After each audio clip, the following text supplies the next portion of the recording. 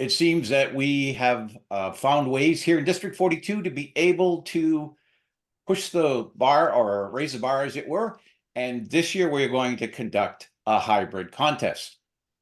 What is a hybrid contest, you might ask? Well, this is what Toastmasters describes. This is their definition of a hybrid contest. A hybrid contest is defined as a contest in which some participants or contest officials participate on site and some participate online. Hybrid contests must allow each contestant to select the format in which they will participate. So it's not up to the contest officials, it's not up to the chief judge or judges or the contest chair. The contestant gets to choose whatever format they prefer. And contestants cannot be penalized for selecting one format versus the other.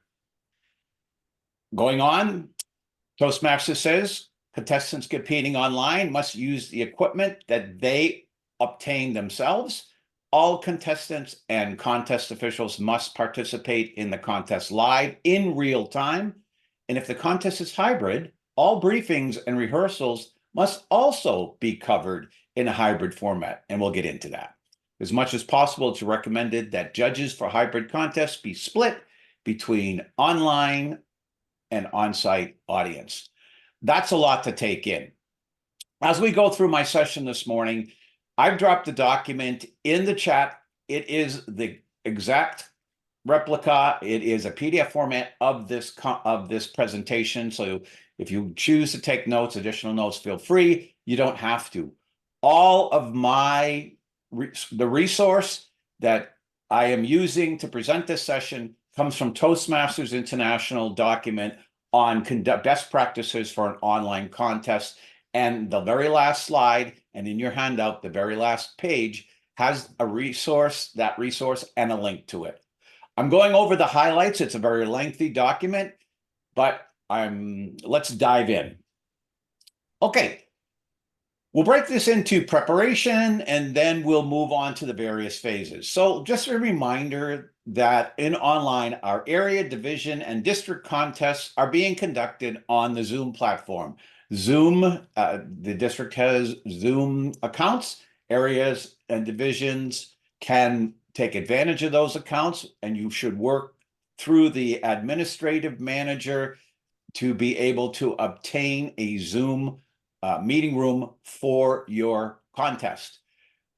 However, on your end, all of your officials, contestants, everyone should make sure that before they log into the platform on contest day that they're using the most current version of Zoom. As you can see by my presentation here, there's something different in the way I'm sharing my screen. And that's because I've updated to the brand new version of Zoom, which gives you a number of options to share.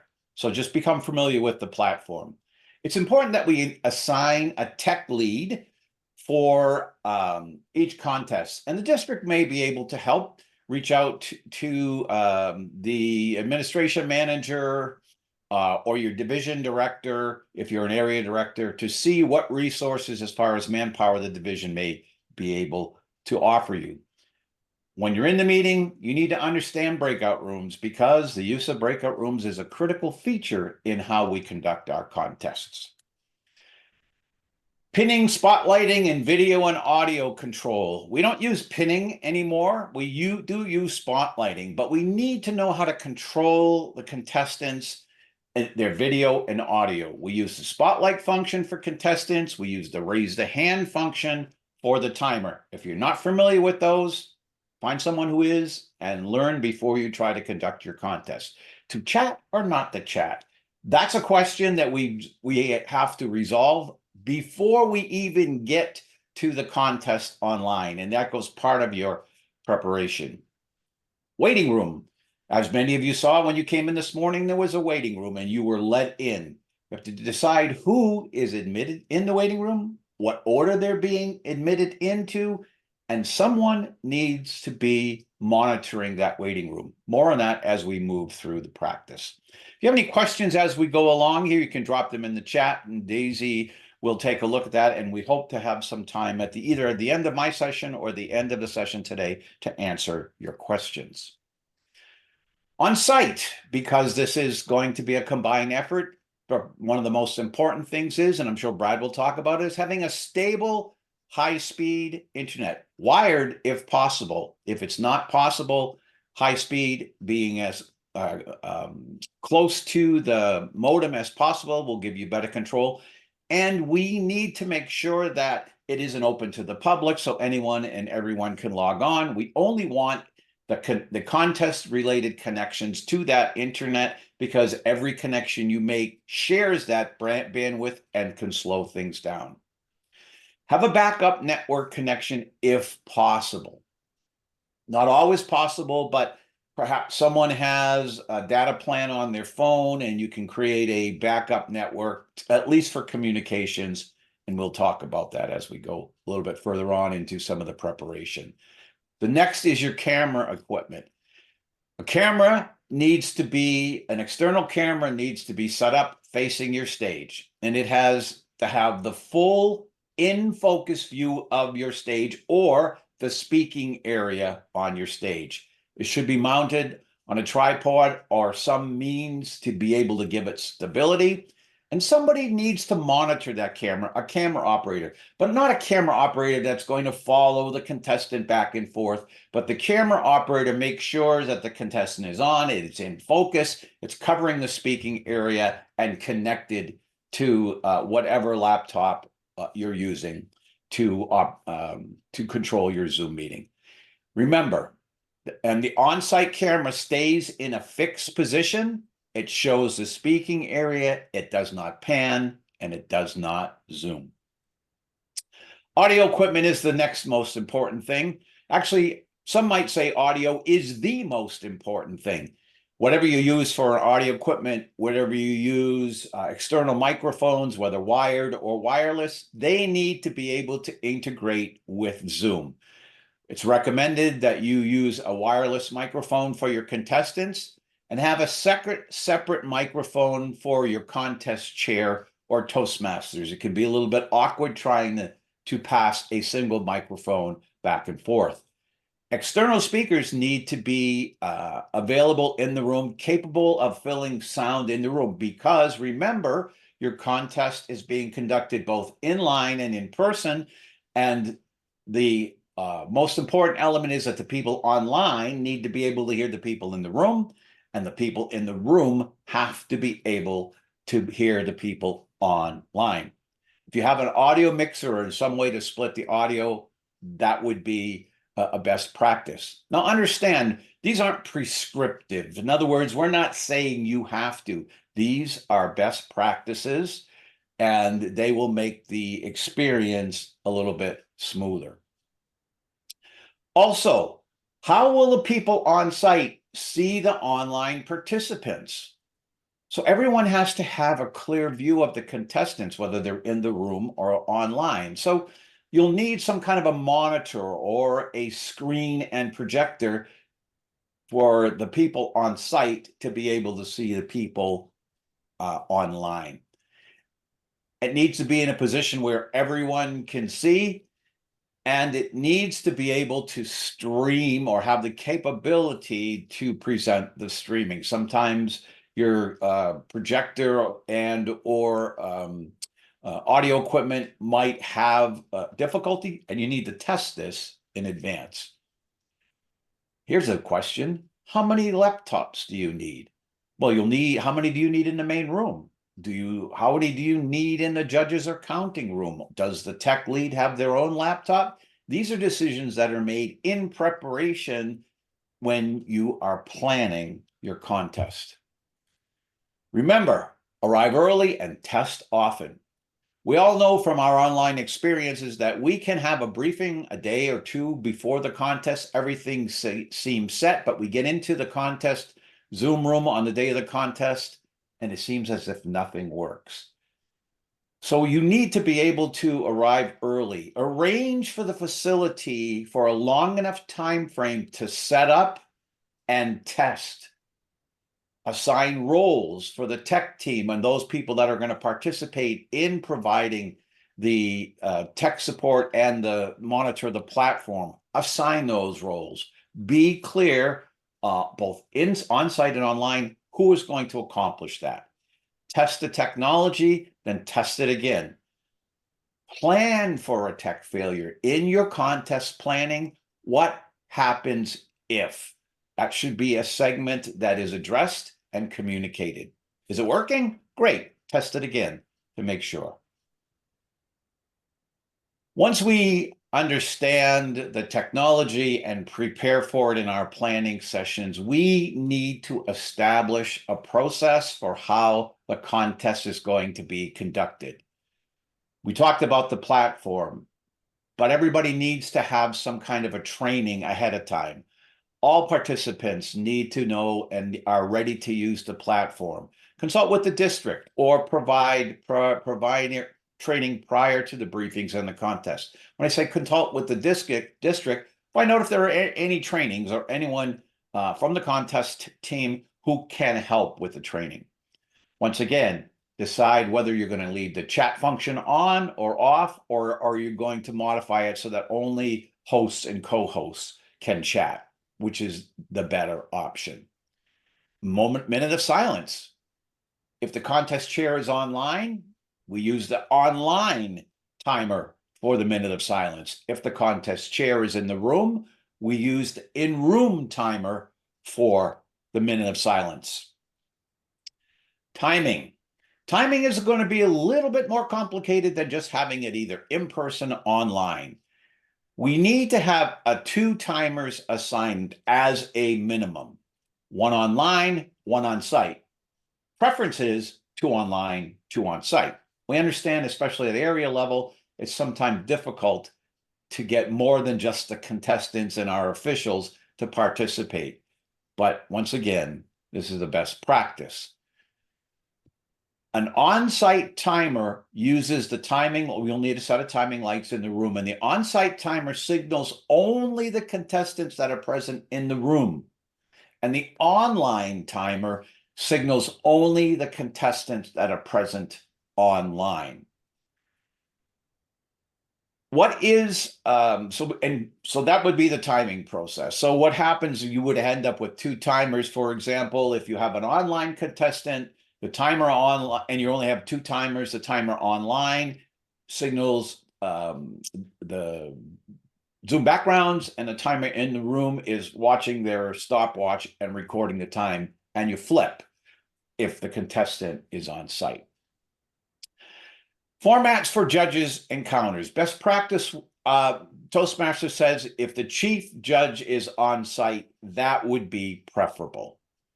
Judges, if possible, 50% online, 50% on site. How will a balance be submitted? You have to have that process. How will counting take place? You need to have that process recorded.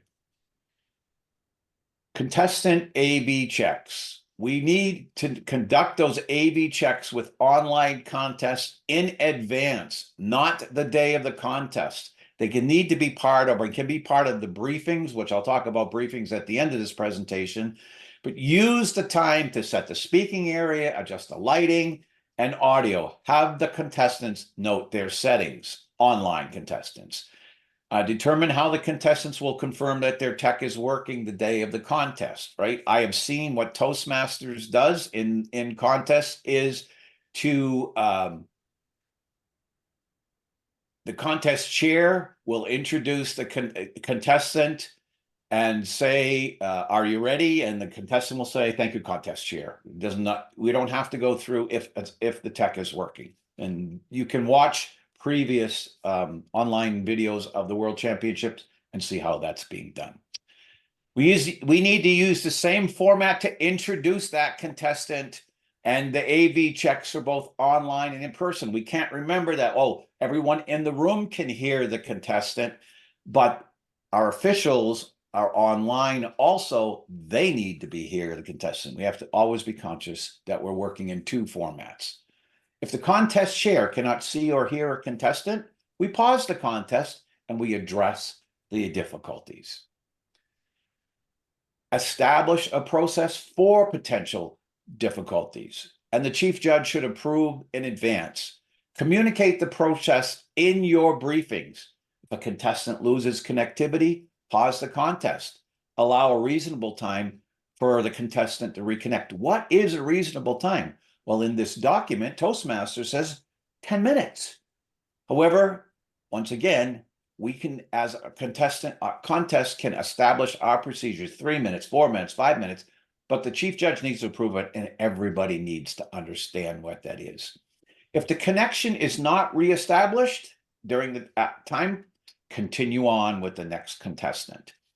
If have a protest for contestants to resume when reestablishing their connection, and that's covered, and we've done that before. Online judges must also have a way to contact the chief judge if they experience difficulty in seeing or hearing contestants. Not only do the contestants need to hear and see the timer and the Toastmasters, but online judges need to see and hear. And there needs to be a way to communicate any difficulty from a judge to the chief judge. If you decide you have the manpower, have backup officials. For example, if you have online judges, you might ask somebody to act as a backup judge, and they will act as if they were a primary judge. They will complete a ballot, but only if one judge drops off because of a technical failure will you use that ballot. Backup officials are acceptable. Have a backup timer if you're able to. If the primary timer loses connection, this is considered a technical failure, and the speaker is allowed an additional 30 seconds before qualification. Make sure you have a process for submitting protests, which we'll cover in a minute. How are your ballots going to be submitted? Make sure you understand, and everybody understands, how they're going to be collected, what the plan is. Online judges need an email address, a mobile phone number for texting, or another private means of communication for who to send ballots to. We need to make sure that we have, in counting, a laptop in a counting room to communicate with online officials. If possible, have your counters on site. Supporting roles. Well, we've talked about contestants and we've talked about judges and contest officials, but you'll need to have a tech lead online and what we would call a floor director on site, someone who is overall in charge of the technology in the room, has sufficient skills to be able to address any technical difficulties that may take place with the tech in the room. Additional tech support is always good. We need, obviously, the tech support, additional tech people to monitor or manage breakout rooms, do the spotlighting, monitor the waiting rooms, and once again, additional people on site. Okay, so we've talked about preparation. We've talked about general technology and planning ahead of time. Now the briefings. All briefings in general, this goes for the contestant briefing and the judge's briefing. All briefings prior to contest day. The briefings should match the contest format. We know that may not always be possible. For you to have a hybrid briefing, you might not be able to get into the room ahead of time, but you'll need to decide on the manner that you're going to do for your briefing. Your primary briefing should be ahead of the contest day and not on the contest day. There's not enough time. There's too much going on. You can do final AV checks with the on-site contestants on that day, but have a plan. And cover the details specific to the setting and environment. So for the in-person, you talk about on-site peculiarities and online peculiarities also. Required forms. All forms need to be submitted and verified prior to contest day. We used to wait to get the judges' eligibility forms till we get in the room on that contest day. Well, you can't do that any longer because the contest chair or chief judge at all levels needs to verify eligibility. Set a deadline 3 days before, a week before, whatever that might be, and stick to that deadline. No last-minute submissions. If you're looking at judges' briefings, for example, make sure the judges online, go through the video off, they remain off for the entire contest, tell them how to rename, the importance of being anonymous, basic instructions on how to use the Zoom platform, and answer any questions. For your judges, make sure everyone knows the process in place for the contestants. All of that, what I just talked about, AV checks, technical difficulties, backup officials, how do we submit the ballots and the timer record, how do we handle protests, and how are we handling the customer counting room. That everybody needs to understand that.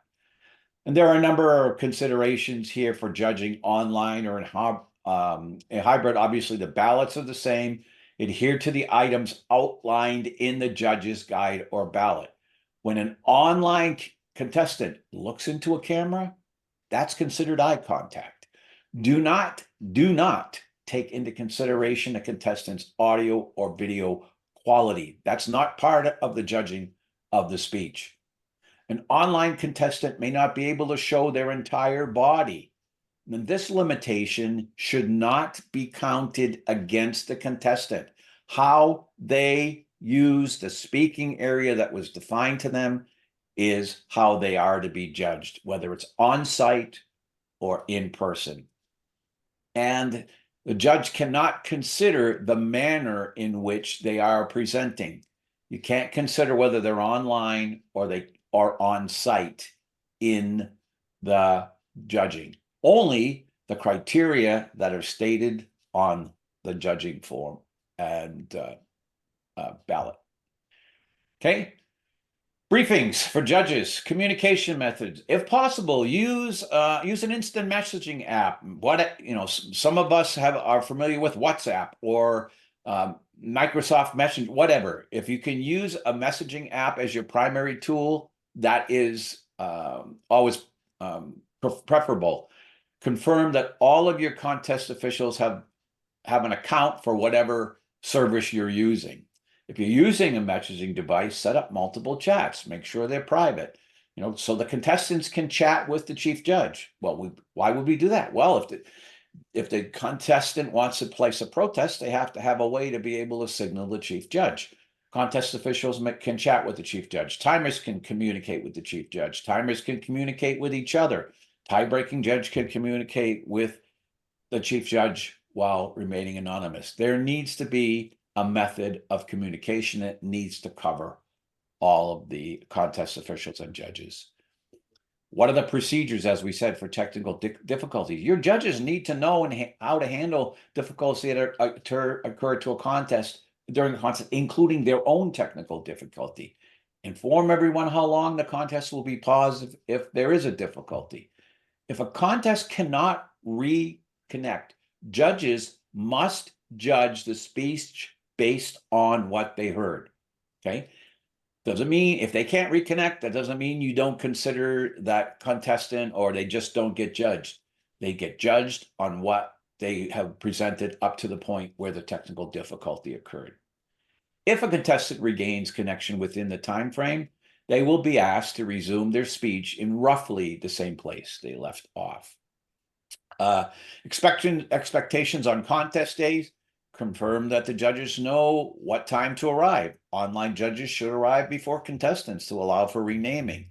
Stress the importance of arriving on time. If they are to be waiting through AV checks, let them know there's going to be a delay. Hold separate training for timers so that each group, if it's necessary, make sure we understand both the online and on-site timing procedures, etc. And I discussed that before. Contestants briefings. Make sure before the briefing, confirm any accommodations for contestants with a disability. Provide the necessary forms to the contestants with a deadline for their return. As I said earlier, confirm the eligibility. During the briefing, make sure your online contestants know how to reach the chief judge, contest chair, or other meeting moderators, and communicate the channels and process for submitting a protest.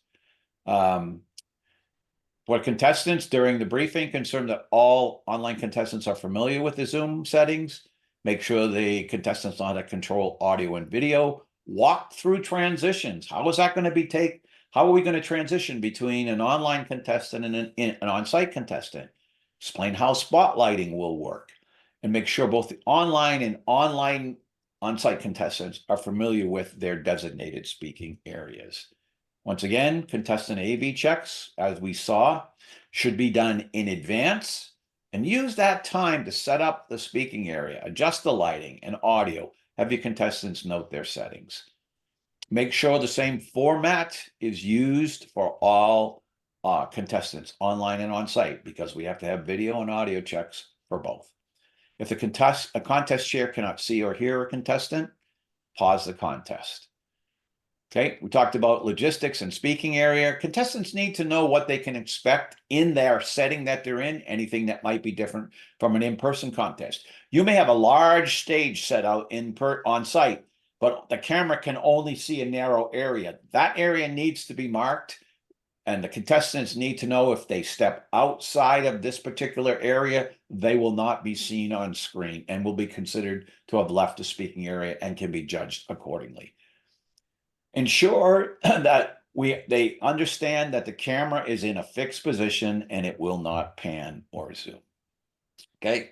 On the day of the contest, confirm that they know what time to arrive. Let the contestants know that the judges will be allowed into the meeting first, and to ensure anonymity, and move online contestants into a breakout room and conduct a final AV check. We go through some of the things that we already talked about just as a wrap up. Make sure if there's any updates to the contest, speaking order, whatever, share that information, communicate, share your expectations ahead of time, explain the process, provide guidelines, you must read the virtual contest statement before the contest begins. That is a disclaimer saying that anyone that's online, that is in the guide that I'm going to show you with. And so set also the expectations when the results will be announced. When you're not done when the contest ends, you have to finish the paperwork, make sure the online contest officials delete all digital files, including information about scoring, contest results, or judging, file any documents you need to hold on to, and provide any digital certificates or awards to the contestant. All of this was taken from the online and hybrid speech contest best practices. It is a close to 30-page document which goes into even more detail that I provided. And the handout I provided on screen is a link to this. I will also drop this in the chat. 25 minutes is not really enough to go through the detail, but I hope this gives you a high-level overview on how to conduct hybrid contests using best practices suggested by Toastmasters International. Back to you, Daisy. Thank you, Chuck. There is one question from chat.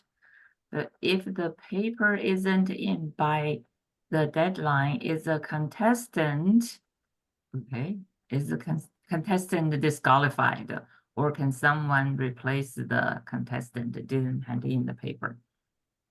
I'm not sure. Not having their forms in the deadline you said is a disqualification. You may have to actually pick up the phone and say, I need this form by X number. Are you participating or not? Right. This would be there's nothing in the rules that says if your form is not in by a deadline, you were disqualified. So in my opinion, it's not a disqualifiable offense. However, if you as the contest chair or the chief judge can't verify eligibility because the form's not in, they can't participate. So it's as simple as that. Okay, that's good. Thank you. Let's see another. Do in-person contestants have to look at the camera? Absolutely. If you've got judges online, why would you not look at the camera? Right. Once again, that's, eye contact, you have to consider eye contact, not just to the people in front of you in the room, but you do have officials, and perhaps depending on the situation, you may have audience members online. So, where you're online, you have one camera to quote, play to. When you are in person, you have to remember the camera that's in front of you and also your audience. So it's a little bit more difficult. Yeah, I think this will be a challenge for the members have no experience with hybrid meeting because last week my home club had a hybrid contest. It seems okay. The contestant already get used to hybrid format, so they know look at the camera and look the on-site audience too. But if the contestant don't have experience, I would suggest the practice. Find some club have a hybrid meeting and go there to practice. Okay, I don't see any more question on the chat. Let's move on to the next speaker, and then more question will be answered at the end, last 20 minutes Q&A session. Okay, let's welcome Brad Coble, our previous past district director. And Brad lead a mock contest session in January, and he has done tremendous work to our district. And at the same time, he lead the club extension committee. And let's welcome Brad Coble. So lesson learned from mock contest. Lesson learned from mock contest. Brad, take over, please. Thank you, Daisy, and fellow Toastmasters. Well, Daisy is a member of the BLT Advanced Club, and last, I guess in 23, she asked us if we would put on a mock hybrid contest to sort of test out what might be required for the areas and the divisions coming forward. We agreed at the BLT Club in Regina and scheduled that for January 20th. In addition, I sent out a survey to the participants in the contest to find out, what worked well, what could be improved, and maybe some recommendations for change. And then on February 7th, we had a lessons learned event where we looked at those recommendations and came up with something a little bit more specific. And that's what I'll be sharing with you today. So first, I'll talk a little bit more about the background and sort of the purpose. What is the exact purpose of the event? Well, it was to test that hybrid process, both for the Toastmaster, the chief judge, but also for the tech needs that we would be looking for at the area and at the division and possibly at the area level. The way we had everything set up was set for something at the division level where you might need some additional sound projection and just larger stages than you might have at the area or definitely at the club level. I ensured that we had the same number of contestants online and in person, judges online and in person. It was a large room. We had 2 breakout rooms. It was at a library in Regina. Had 2 breakout rooms for whatever needs we had. And another goal was to document the processes, or to say, what specifically will we need for a hybrid meeting. In the past, most recently, we've had good documentation for people have practiced at online meetings prior to COVID. Those of us who were around as Toastmasters then had experience for the in-person. So putting that information together was part of the purpose for the event. We had work to have the Chief Judge Chuck and Contest Chair Ann involved. However, just luck would have it, personal emergencies came up and they were not available for some time, definitely for the event itself and some time before that. So I called on, one of my roles was to call on a chief judge to come in, and Marvin Henry from Calgary was our chief judge. So we had an online chief judge. And Nicole Barber, one of the area directors in Regina, was our contest Toastmaster, and Laurel Corbo, who is also the contest chair for District 99, served in that role for the contest. For the tech needs, we're looking at a larger room where we would need microphone projection for the in-person and online speakers to be heard by the audience. So something a little more than what I have experience in a club now, but we are able to do that. It's a small enough room that we can project our voices. So you needed some extra support. And there was some definite potential challenges with that, with training for, if you're going to be using an audio mixer. And we had our District 42 tech lead, CJ, or Chandris Johnson, and likes to be known as CJ. He was there for online support. So he provided us for online support. He provided the training that we needed to be able to handle this equipment. And we set it up actually with a microphone, not a wired microphone, just with, we thought we might be able to find a microphone that would both not require us to have a wired mic and also allow us to eliminate the audio mixer, which adds a lot. Use of an audio mixer from CJ adds a lot of complexity and additional training that will definitely be required for the person that's sitting at the table with the laptop, and if they had an audio mixer, looking at that, as well as handling the speakers and making sure that there's no feedback going on. So we wanted to test out trying to keep it as simple as possible. So first I'll talk a little bit about the judging and some of our lessons learned there. And Chuck talked about, when should the briefing be, do it. And I would agree, definitely based on, I think we sort of run out of time because we were both for the tech side of things, we needed more time. We did have a limit for that room, and it wasn't long enough for us to both set up the equipment and allow enough time for the briefing prior to the actual contest starting. So I would say, if there's something that you can do beforehand, do it. There's still some things that you need to do for at the contest itself. We had 2 breakout rooms. Do you need 2? So maybe sometimes, for your situation, you may not have 2 rooms. We had a breakout room for the contestants, a breakout room for the officials. And one of the things that was missed was that checking out the speaking area timing lights, coming back in to do that. And then there wasn't any of the prior to the day briefing for the contestants or the judges. So it's possible, I guess, to have probably and what I've done with the club contests that I've looked after so far is we had the judges briefing in a breakout room and the contestants briefing in the main room, primarily because we want them to check out that speaking area, the timing, the lights for both the online and in-person contestants. In our case, the chief judge was online. That prevented Marvin from really seeing what was going on in person, and they needed, in our opinion, he needed some kind of like an assistant, somebody helping them to make sure that things were working properly, to provide that, act as the chief, sort of the in-person chief judge as well, and that would have helped to make things run a little smoother. One of the things that was missed was, who's going to print who is responsible to make sure that the judges and the officials have all the forms, the contestants have their forms, with the chief judge being online.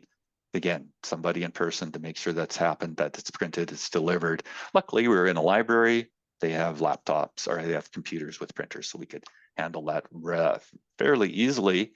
But it did, that idea of, there's this duck swimming along and there's all these feet and people working in behind the scenes. That's what was going on that day, so that the contestants and the participants didn't really see what all the background stuff that was going on. So that was one of the things that we were doing, and having somebody specifically responsible for that in the in-person environment was important as well. Online, it's important to make sure your judges online can print and understand the judging form and have access to it.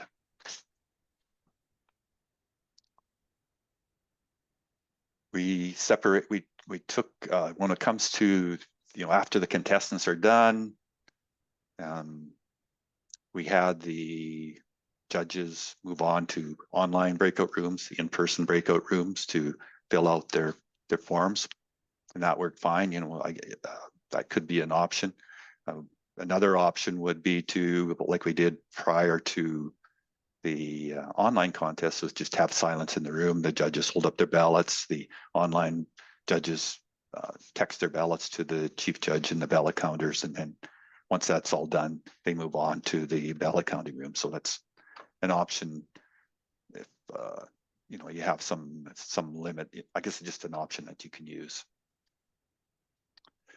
Another important item is to make sure you have the briefing documents, and you know, the information that Chuck provided, that long document would have all lots of ideas for you to use to be able to create that document. Hopefully you can have something to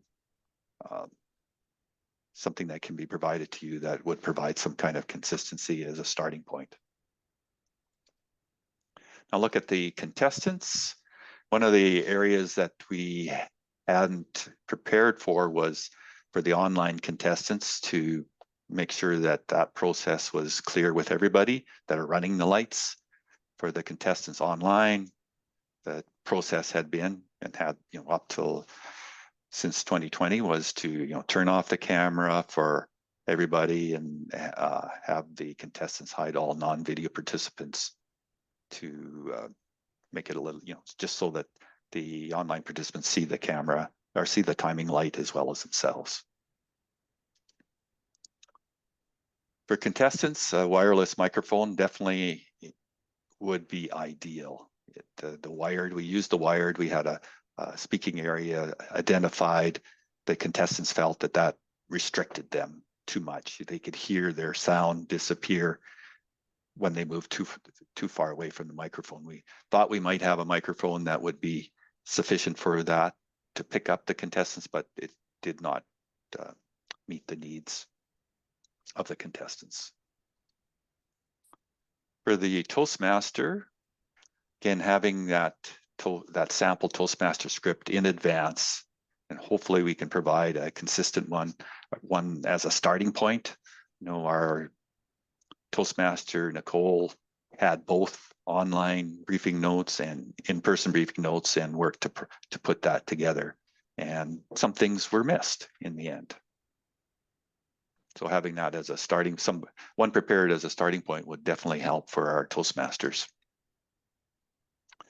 One thing the Toastmaster pointed out was for the online contestants, you know, and Chuck talked about, you know, ask them, are you ready? So you can see them and you can hear them. She would have liked to seen a laptop in front of her so that she could actually see them. Otherwise, which we didn't have, the screen was in behind her with the projector, you know, projection of the online contestants, and she, you know, she would have to physically look around to be able to see the contestants. You might lose the microphone if you're doing that. So ideally, she thought it'd be good to have that laptop in front of them, and that's in addition to, you know, the laptop you'd have at the tech table, the laptop that you'd have for the camera that's pointing at the audience, and the laptop that you'd need in one or two breakout rooms that you have. So would be helpful to have a way to have a lectern for notes. It is in the situation we had, we just had the one microphone.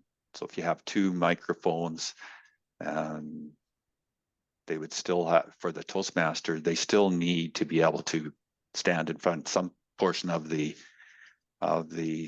camera that's facing where the contestants will be, so that everybody can see them. And you know, when they're interviewing the contestants, as an example, they would like to put some notes on a lectern. Maybe there'll be some contestants that you have that want to use notes.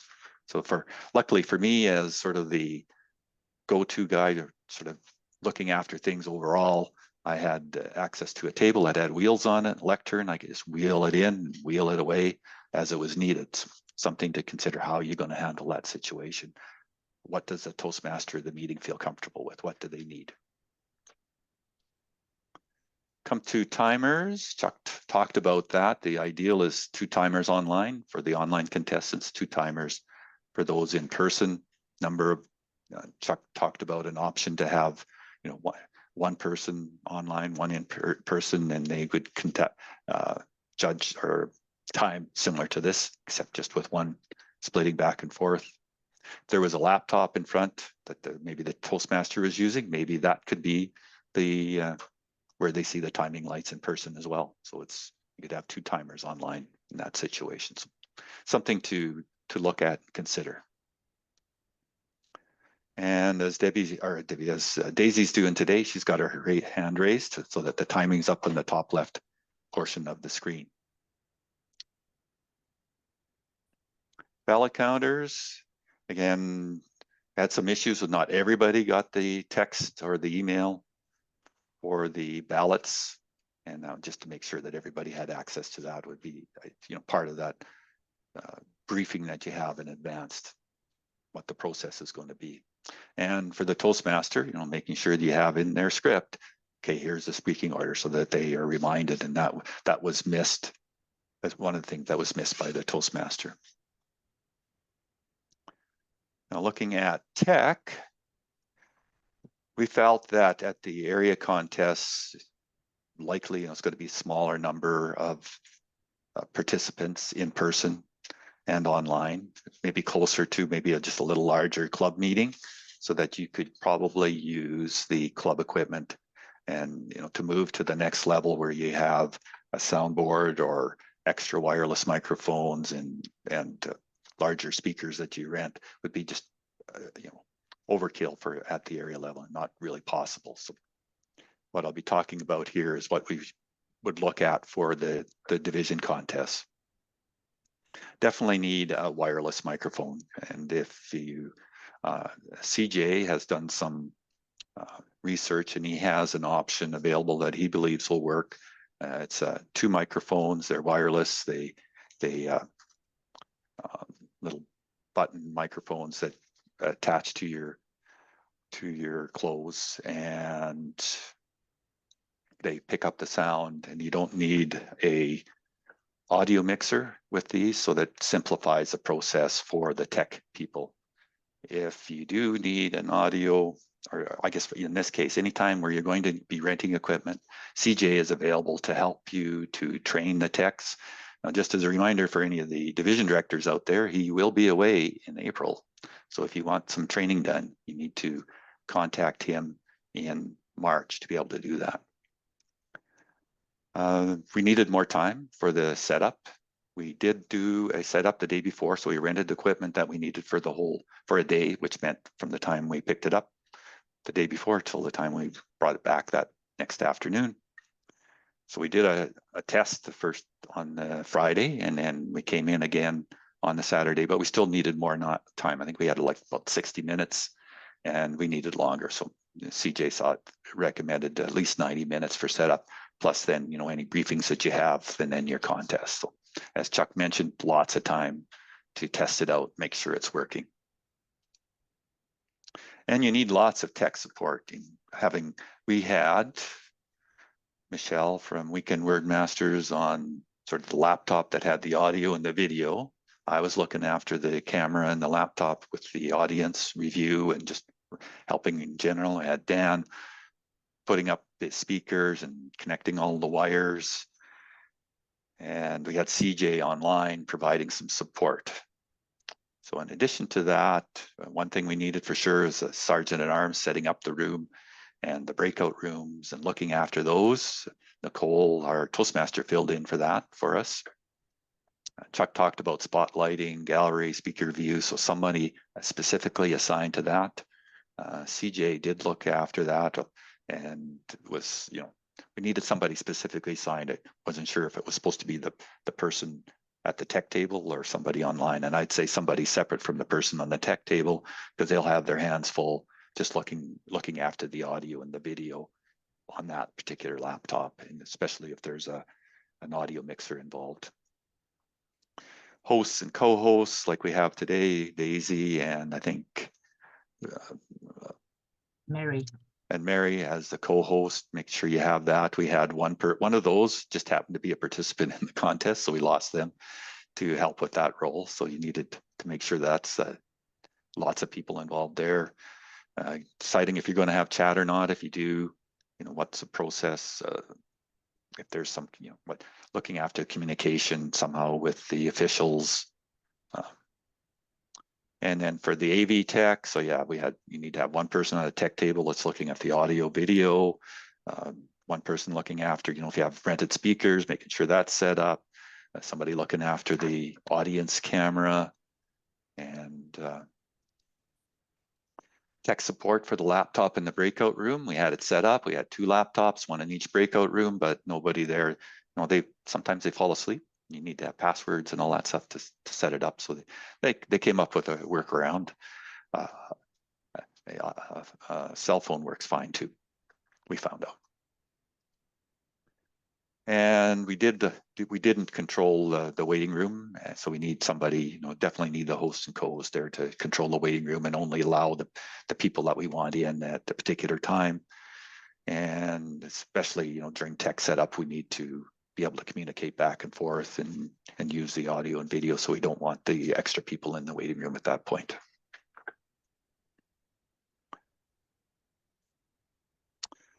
So that's a quick overview of the lessons learned from the mock international hybrid contest that we had back on January 20th. Lots of learnings there that we took from that. And for myself, I'll be the tech lead for the area contest coming up here in Division B. So I learned a lot there. I'm looking forward to being able to provide that support that's needed there. And hopefully between what I provided and the other presenters today, it'll help you to put on a successful hybrid contest if you're an organizer, or participate successfully as a contestant or an official. Turn the floor to Daisy. Thank you, Brad. There are question in the chat ask, can contestant have a handheld mic? Another follow-up question is, what would be the speaking area for the contestant attend in person? Do they require to look at the camera? Will they be required to stand behind the lantern? Okay. Like Chuck had talked about, establishing a speaking area. Then that would be, whatever. Provided you have a wireless microphone, it's going to be the area of the camera. What else was there? There was a lot of things in there. Handheld microphone. Handheld. I think that would be restrictive. Hopefully especially for the division level, that you can have a wireless microphone that fits on the individual, so that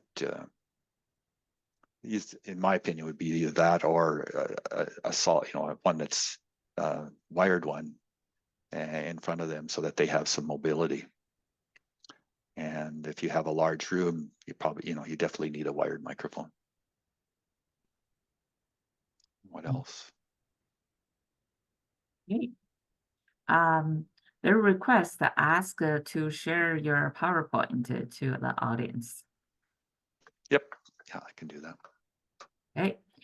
Chuck had a comment about looking at the camera.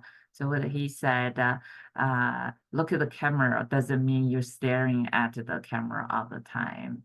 Okay. And please read Chuck's comment in the chat for more detail. Okay. And Mary had a comment about the handheld. So if you have a handheld microphone, means no gesture with that hand. Okay. I think we can take a 5 minutes break and then come back. Ooh, what about we do 7 minutes? So that will be the exactly 5 minutes after 10. Okay, 5 minutes after 10, coming back, we have more information to share with everyone. And during the break, you can also put the comments into the chat. I will gather all the information from the chat. Hey, have a good break, 5 minutes.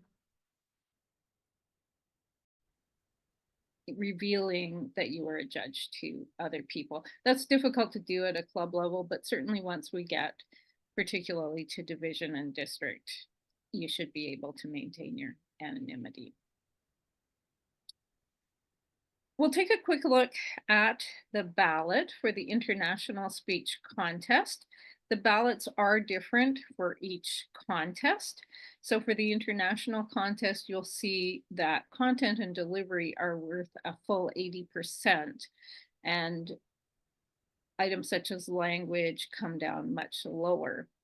that's why there is a different ballot for different kinds of contests. Obviously, speech preparation is different for table topics contest than it is for a prepared speech contest.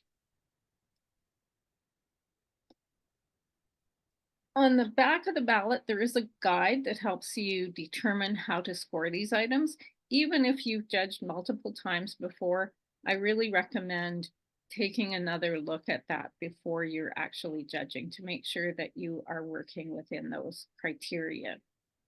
The other thing to remember is that you are judging the contestant solely on that performance that particular day. In some cases, you may have heard the speech before. You often will have heard the speaker before, but you're not judging on any of that. You're simply judging on the performance that the speaker is giving that particular day. So before the speech contest, if possible, fold your ballot so you can see the row for only one contestant at a time. Now, this works obviously if you have a paper ballot. If you are going to use the fillable form online, it's not a good idea to try to fold your computer screen, but you might want to find some other workaround to help ensure that you're not comparing scores as you're judging. It's really important that you judge every contestant solely on their performance, not as comparing them to another contestant and saying this speech seemed a little better or this one. The point is to follow the criteria. You need to be paying close attention to all elements of the speech or evaluation throughout. We lost her. She's muted. The contest.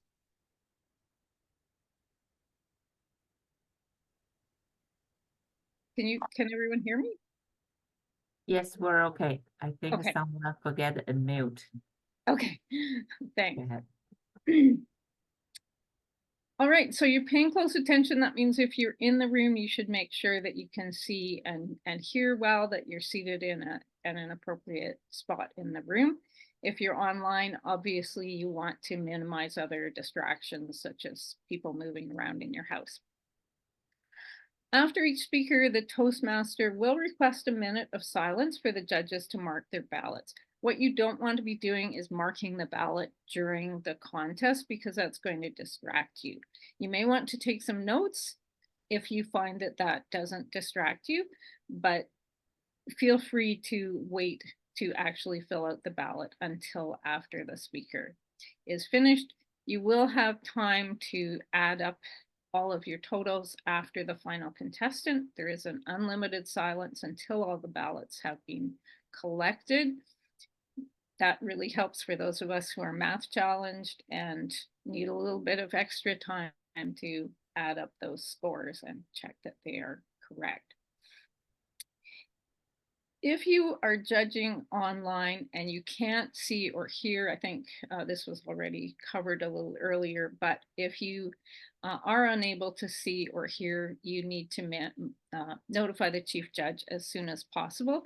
And this is why hopefully at the higher levels, we have some backup judges who can take over if you personally have audio or video problems.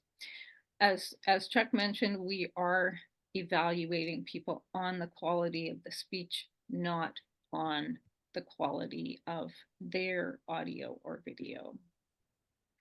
A couple of major concerns for hybrid contests that have already been mentioned. Chuck talked about this quite a bit, that we are aware that online contestants have certain restrictions, and they also may or may not have good sound quality, but we're not judging on any of that. We're simply judging on their use of the speaking area as their format allows, and their use of their voice, their volume, pace, all of those vocal qualities, regardless of the quality of the actual sound. So just make sure you're trying to kind of filter out those kinds of issues as you're going through.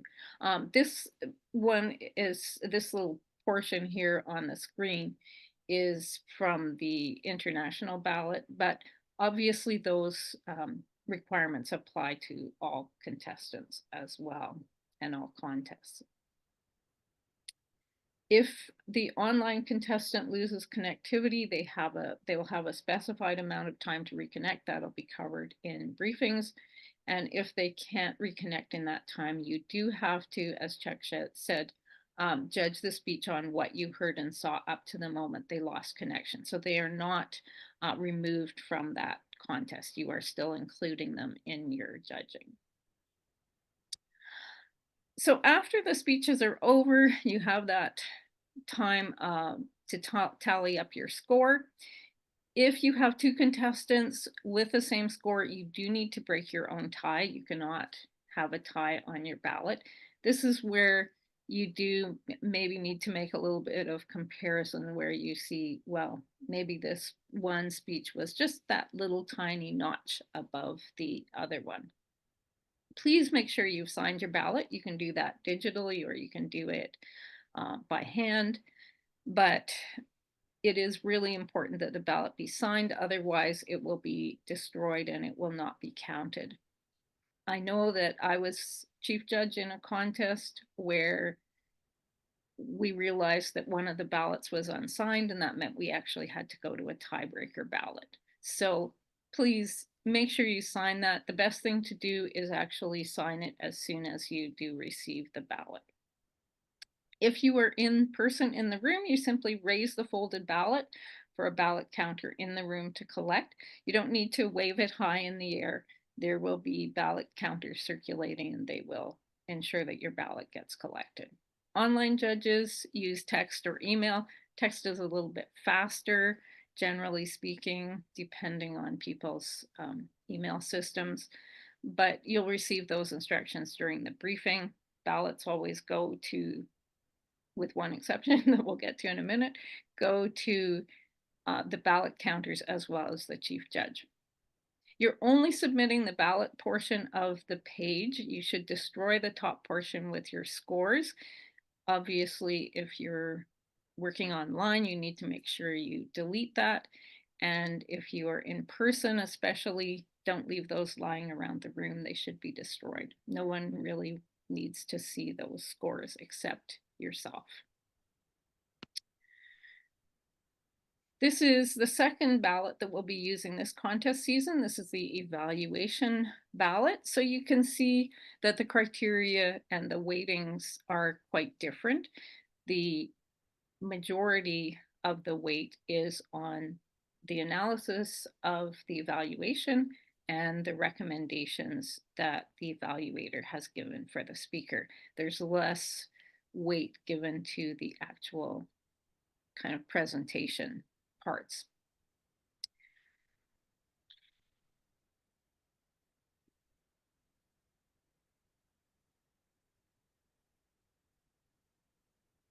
Again, the other thing you need to be aware of with the evaluation contest is making sure that you also have paid attention to the test speaker, because obviously you're evaluating the evaluations and you need to have paid close attention to that speech. Not necessarily a bad idea to take notes during the test speech, just so that you can make sure that you are familiar with that. Okay, and here is the ballot. This one is for the evaluation contest, but any of the forms will have a ballot on the bottom. Assuming that there are at least 3 contestants, you do need to fill in first, second, and third place. At the bottom there, that's where that all-important signature goes. And on the right side there, you need to print your name as well. If your handwriting is like mine, you really need to actually have printed your name. The other information on the right side of the ballot is for the ballot counters. So if you're a judge, you don't need to worry about that at all.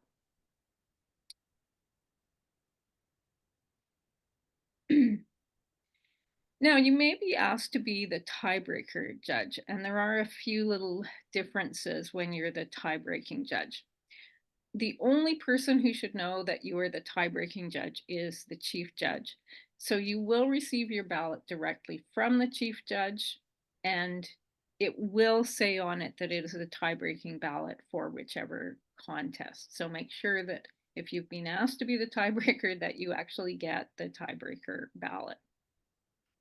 You really don't want to identify yourself to anyone, including the other judges, as the tiebreaker. So only the chief judge should know that. The chief judge, if you are in the room, will directly collect your ballot. It won't be one of the other ballot collectors. Or in person, you will only email or text the ballot to the chief judge, not to the ballot counters. The tie-breaking ballot is only used if there is a tie that needs to be broken. If there is no tie, your ballot will simply be destroyed. It will not actually be opened unless it's actually needed. We'll take a quick look at the timing record. As was mentioned earlier, there will be one timer responsible for recording online speakers and one for recording the times of speakers in the room. There will also be timers manipulating the actual timing lights. So you're writing down the contestant name, the minutes, and the seconds. This is really to make sure that no one has a time disqualification by being either too long or too short. That form also needs to go to just the chief judge at the end of the contest. And again, there are instructions on the actual timing sheet, so it's a good idea to make sure you're reading those ahead of time. They do give you the specific times, but you don't need to identify that there's a disqualification. You only need to give the timing sheet to the chief judge. And this is the ballot counting form. So each ballot counter, as well as the chief judge, will fill in the form, and then all of the forms will be compared to make sure that no errors have been made. And this is where the ballot counters use the ballots that the judges have submitted to assign points, 3 points for first place, 2 for second, and 1 for third, and then all of that gets added up. And I have been in situations where someone has made an addition mistake. So this is why we make sure that we compare all of the scores that have been given by all of the judges and all of the ballot counters. So in summary, thank you to everyone who volunteers. As you can see, we need a lot of volunteers for our contest this contest season, especially with the hybrid contests. I've always enjoyed my participation in contests in whatever role. I've learned a lot. And of course, you are contributing to help your fellow Toastmasters in whatever roles they have chosen. Back to you, Toastmaster Daisy. Thank you. Thank you, Anne. There a question from the chat is that, let's see, where is the question? You have a lot of comment in the chat.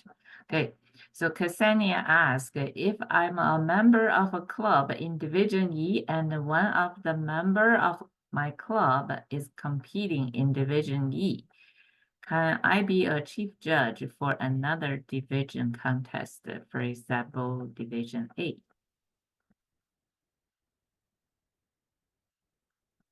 Oh, you're muted, Anne.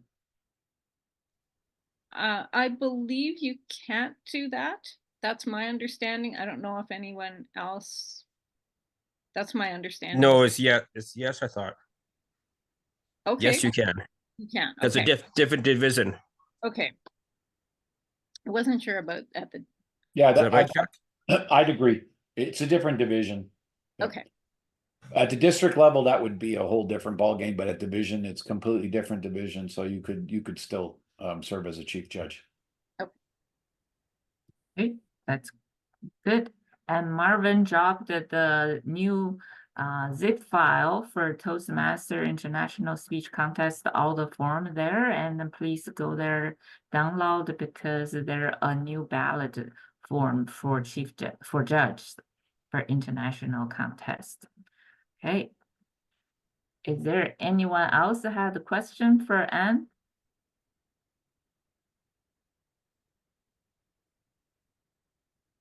Okay. If no question, let's move on to our next speaker. Saya. Saya, you probably know his name. Hey, I don't know the echo from.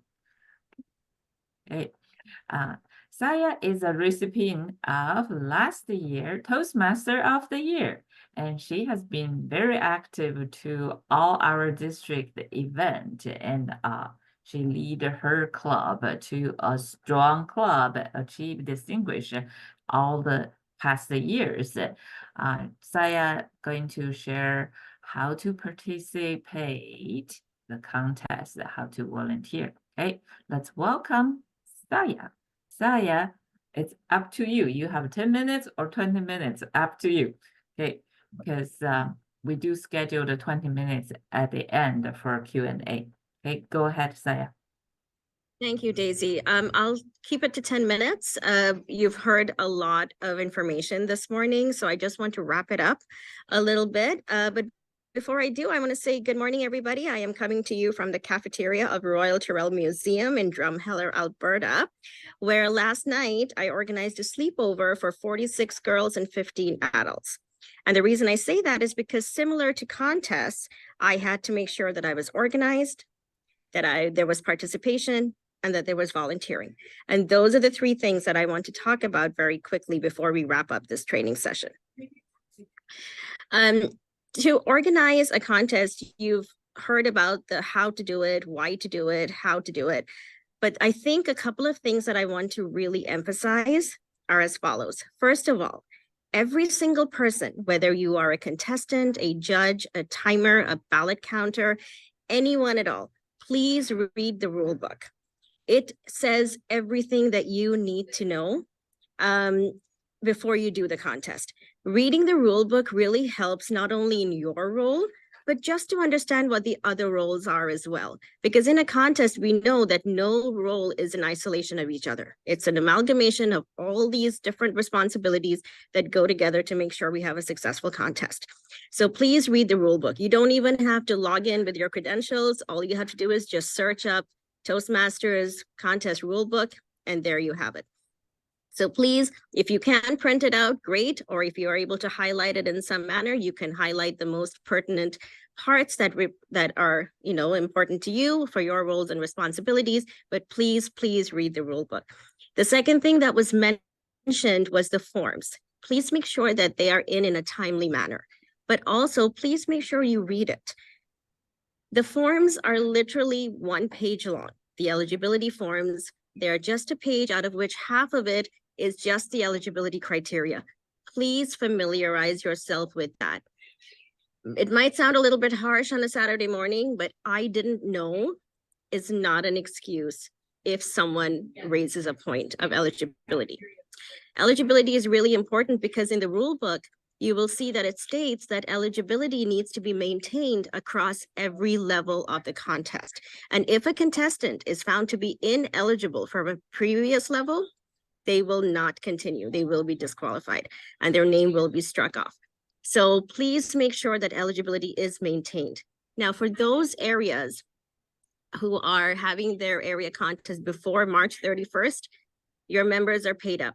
But for those who are having it from April 1st and onwards, you have to make sure that not only is the contestant or the official in good standing, but the club needs to be in good standing. So please encourage your members to pay their dues on time. And by paying your dues, it doesn't mean you gave money to your treasurer.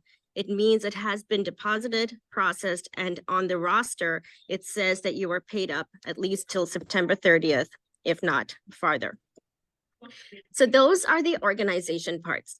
Another part of organization is planning. We really need to plan ahead.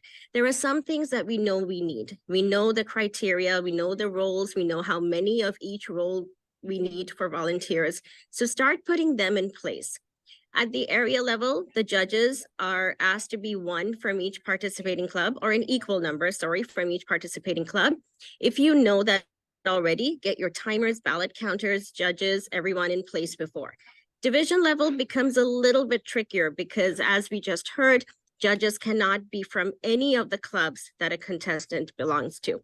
But if you get your timers, ballot counters, everybody else in place, then it's just a question of sifting through judges and slotting them in place. So please plan. Now, the contest is typically organized by two people, the contest chair and the chief judge. They are two sides of the same coin. But I want to give another analogy this morning. The contest chair, think of them as an air traffic controller, making sure that everything runs smoothly, no planes are crashing into each other. They don't need to do everything, but they need to be aware of everything that is happening in the contest. The chief judge is a person in the tower who's making sure that the planes are following the rules. They're flying at the right altitude, at the right speed, and they're not going rogue and doing their own thing. If you try to keep that analogy in mind, you'll see that the work can be split up between the two. Contest chairs do not need to be the area director themselves or the division director. You can delegate. Delegation is a part of leadership. And it's a great opportunity for others to step up into a role that they may not have done. And then the area director or division director can mentor them. Remember, contests are a great place for learning and for teaching, for mentoring, for guiding. So we can take advantage of that too. Part of participation is to actually take part in the contest. If there is an area who is a little short on resources, combine with another area, pool your resources, but have that contest. Remember, this year, as a district, we decided to have only 2 contests instead of 4. And we decided to have it in this half of the year rather than the first. So we have been focusing on membership building, on proceeding on a journey and pathways. Now is the time to showcase all of that which we have learned. So please participate and encourage those members in your club who are not taking on an active role in the contest to attend and to learn and to support and cheer on their contestants, their area, and their divisions.